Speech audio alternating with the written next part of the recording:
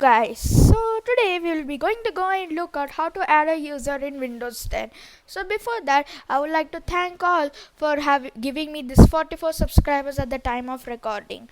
So first, click on Cortana search bar or Windows plus S, then type other users, open it up, then after that click on add someone else to the PC. So for the people who has some account, that account they have, you can just type in that account. But for now I don't have this account, so I'll just click on I don't have this person sign in info. Those who want to do it online in local, I will go and do it up. So then I will write. Now I'll just write something like something. Just write something. Just put it like this. I'll just copy paste this thing so that you can see my password, but since I'll be deleting soon after this video is published, so I don't know why I not showed it. I'll just show it up I'll just again write the password for you to show it. Since it's not really needed this password, you can hack into my account if you're very fast. Then I'll just write something. This is not my current location. I'll just wait. McDonald Islands. I'll just do this. This is not my current location, but I'll simply do it.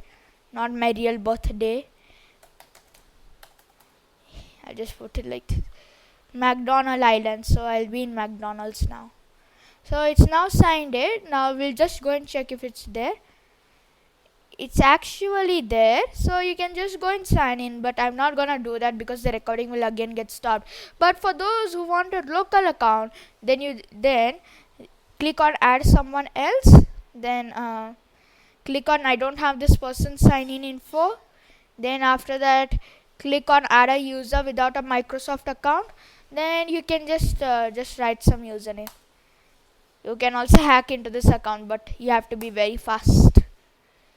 But because I'll delete it within 1 second after I post this video.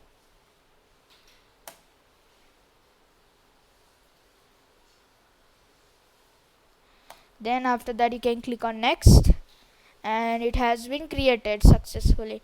Now we can see I have two of this. This is just the one without this is just like this, and this is the one with that Outlook and all.